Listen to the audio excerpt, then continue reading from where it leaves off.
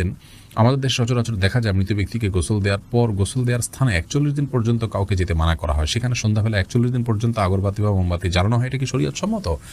কোনো জায়গায় মৃত ব্যক্তিকে গোসল দেওয়া হলে সেখানে এই প্রথাটি আমাদের সমাজে অনেক ক্ষেত্রেই প্রচলিত আছে যে আগরবাতি বা মোমবাতি ইত্যাদি সেখানে আপনার জ্বালানো হয় এবং সন্ধ্যাবেলা 41 দিন পর্যন্ত এই কাজটি করা হয়। কেউ সেখানে যেতে চাইলে নিষেধ করা হয়। এটি সম্পূর্ণ কুসংস্কার এবং এ ধরনের বিশ্বাসগুলো শিরকি বিশ্বাস, কুসংস্কারচ্ছন্ন বিশ্বাস।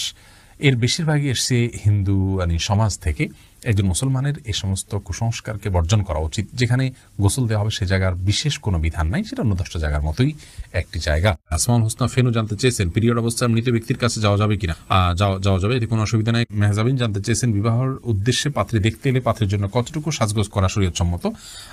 যতটুকুতে তার মূল অবস্থা পরিবর্তন না করে ততটুকু জায়েজ আছে। হালকা মুখের উপরে মেকআপ করলেন কিন্তু তার কালার পরিবর্তন হয়ে যায়, শেপ পরিবর্তন হয়ে যায়, এরকম করে করা জায়েজ নাই। কাকুলি শেখ জানাচ্ছেন, সাহসিদ্দাতে কি সেজদার তাসবিহ পড়বো? জি, অবশ্যই আপনি সেজদার তাসবিহ পড়বেন। ফাহাদ ফাতেমা জানতে চেয়েছেন, মৃত ব্যক্তির ব্যবহার করা ফোন দিয়ে যদি স্ত্রী কোরআন শরীফ পড়েন, রেকর্ড করা কোরআন শুনেন এবং ইসলামিক ভিডিও দেখেন, এতে কি তার মৃত স্বামীর সওয়াব হবে? তদ্রূপ যদি গান বা অন্যান্য ভিডিও দেখা হয়, এতে কি মৃতের গুনাহ হবে? ভাই ফাহাদ, মৃত ব্যক্তির ফোন দিয়ে তেলাওয়াত করলে মৃত ব্যক্তির সওয়াব পাবেন, ব্যাপারটি এমন নয়। বাকি মৃত ব্যক্তি যদি এমন কিছু রেখে যান যেটির কারণে অন্য আরেকজন কাজের পথে যান, যেমন কথার কথা একটা কোরআন রেখে যান, এই কোরআন কেউ তেলাওয়াত করলো, তিনি কোরআনটা কিনে রেখে গেছেন তেলাওয়াতের জন্য, তাহলে তিনি সওয়াব পাবেন।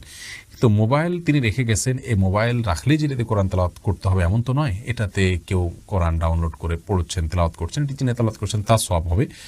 আর হ্যাঁ, যে ব্যক্তি মোবাইলটা রেখে গেলেন তিনি তার জন্য সহায়কের ভূমিকা থাকলেন, সেই হিসাবে আল্লাহ তাআলা তাকেও সওয়াব দিবেন, আশা করা যেতে পারে।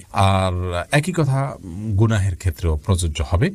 বিশেষ করে মোবাইল যদি রেখে যান, তো মোবাইলে গান বাজনা শুনতে হবে এমনটি তো বাধ্যতামূলক নয়। কেউ যদি এটা ব্যবহার করে তাহলে এটা একান্ত তার ব্যাপার। এর জন্য মৃত ব্যক্তিকে গুনাহের বোঝা বহন করতে হবে না।